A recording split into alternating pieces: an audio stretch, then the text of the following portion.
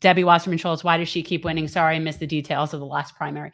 Okay, so it's a lot of factors, but the gist of it is we live in an extremely broken republic where our results do not match the intent of actual real people. We also live in a very, very kind of Biden blue area. We have a very older demographic, and she's very entrenched. She's entrenched financially. She has a lot of money, and she's able to keep candidates that run against her from getting any attention from either the Democratic establishment or from the media. She keeps the unions in check. Like she rules with like an iron fist, and she's got a lot of people that are scared and won't cross her. And those, unfortunately, are people that whip votes. But I can assure you that we've seen it. And one person in particular who comes to mind, who I will not name, who is close to her and approached us in a parking lot once and said, please save us from her. And it's true. And there are people who have been friends with her for many years who do not want her to be running the show anymore. But the reality is that when you live where, with our electoral system, unfortunately, it's based on who has the most money most of the time. Not all of the time, but most of the time. You have to have enough to compete. $400,000, and when half of that money comes in the last 2 months of the election, during a pandemic, mind you, it is very difficult to get your message out there. And all she has to do is like pick up the phone, and she's there. So it's that, but you know, it's also people are scared of change. They are. And especially this is an older demographic down here. Yeah. And name recognition is everything. Yes. And the only thing really that can help counterbalance the need for money is name recognition, because that's what the money buys. The money buys name recognition. So the more name recognition you have, the less money you necessarily need.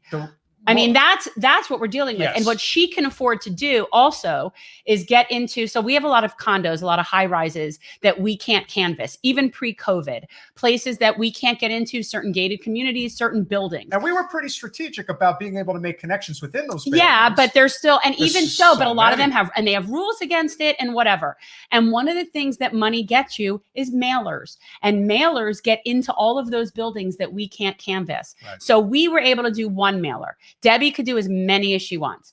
And she did. And she did. And she not only did that, but she decided to basically, I don't even know what the technical term would be for using our branding concept. Oh yeah, she used our color scheme in her mailer. Listen, Debbie, she's cheap. I mean, she uses cheap shots. Like all I could say is, if there was an opportunity at some point for Jen to run again, if Debbie actually really thought from the beginning that Jen was a threat, she will pull out every conceivable dirty trick. It's true. And whether legal or illegal, because she did some illegal stuff during our campaign. She did. And she did not pay the price for it. No, nor will she ever.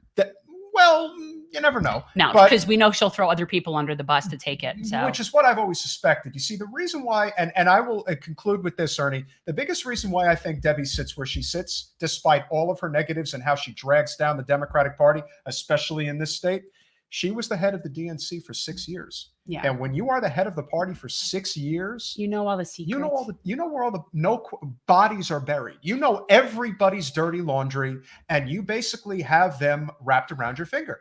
And Debbie has more or less made it clear that if I go, you're coming with me. I think that that also that influence also goes to other organizations. For example, Debbie's friends with the head of the National Teachers Union. So we can't even get a screening from our local teachers union because it goes all the way up the food chain to Randy Weingarten. Right. So there's a combination of factors. And whenever people ask us if we're going to do this again, you know, there's a few things. One, we need to know that we have money that's going to back us. And two, we need to have at least a few unions that are willing to endorse out of the gate. We mention this every time we're on the air. If you want to know the biggest roadblock to Jen being able to beat Debbie, his name is Dan Reynolds. He is the head of the Broward County AFL-CIO and almost every union. And remember, our congressional district is literally sandwiched between one of the biggest markets in the country in Miami and one of the biggest mid-markets in the country in Fort Lauderdale. So a lot of people work in those areas and they live in our district, and the power of that union vote, it matters. It comes at the top from one guy, and he is a problem. He has broken charter. He has done unbelievable toll damage to prevent her from having a fair screening. In violation of their own bylaws, he refused to give me a screening. He wouldn't even call me back. So their rank and file don't even know that there's another option. But we want to get through. We want to go around it and get through to them. And the last thing I will mention, as for all the things that you can really nail Debbie Wasserman Schultz on, her pro-corporate record is so anti-worker in so many ways. And all I have to say is that she has always supported the trade deals, and she was a proponent for fast-tracking the Trans-Pacific Partnership.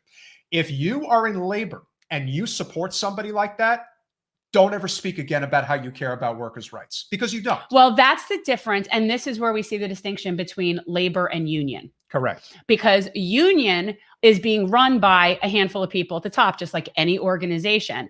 And sometimes those people are not doing what's in the best interest of rank and file, because I will always stand with labor, but the union is another story. And right now, that the biggest impediment to progressive politics happening in Broward County is Dan Reynolds. That's our opinion. So, and there are, and if so, people, we'll name names. I mean, he is definitely a big problem for progressive policies. He in particular, as much as anybody. The one thing we didn't get a chance to get into with Nick, which hopefully we'll get into next time, is the issue of the gatekeepers within the Black community. Yeah, that is another. And we big can name issue. that. We'll name those names too. I'll name names. I don't even Pastors. care. Yeah, well, but anyway, so whenever people want to ask, and if you're out there and it's something that you want to see her gone, you want to see a progressive take over and be in that position. And we don't lament people that want to challenge the status quo and that want to run for office. But let me tell you something. It is a massive undertaking. The highest seat that you can run for at your local level is a congressional seat. And if you do not understand all of the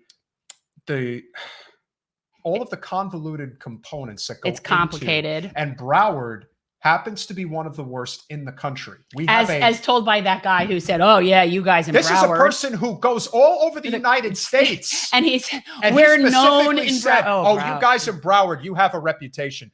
That is not good.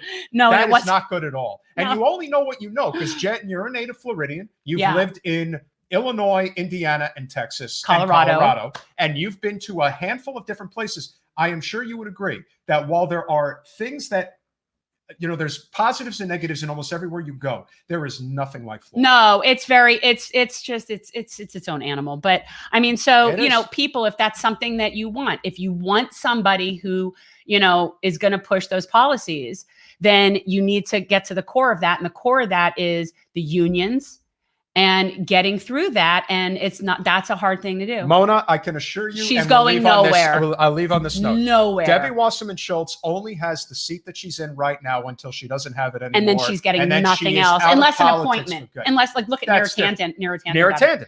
So Debbie cannot get elected for any other seat. And to be honest, she was really never elected into the seat in the first place. That is true. It was bequeathed. It was sort of, no, it was like it was a new district. It got redistricted and basically got handed to her because Deutsch took something else. But what you have to remember is that at the point when Tim Canova first challenged Debbie had already been sitting in that seat for a dozen years. When you think about the type of power, this is why we support term limits. When you talk about the power consolidation that comes with winning six consecutive congressional elections, it's incredible. That's why a lot of times there's this belief that if you're going to knock off an incumbent, it better be one that's only been there for a short period of time.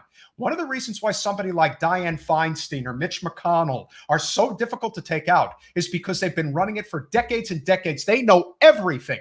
Their primary objective is not to help you. It's to maintain their power base. Okay, so, and Ware Pilgrim, she is the most powerful Democrat in Florida. In Florida, yes. And she actually does, she runs a lot of things behind the show, and a lot of things trace back to her, and people don't realize it. But yes, I do think that she basically is in charge, or with the few people in charge of the state party for sure. And, fortunately for us, actually, it's pretty weak. Yeah, the Florida Democratic Party is fairly feckless and ineffective. We're not going to get into the details. I'm starving. Yeah, we got to go. But the last thing we will say is that there was a thing that the Florida Democratic Party did recently where Debbie flexed her muscles and got exactly what she wanted again. Now, did it work out in her favor? Maybe not.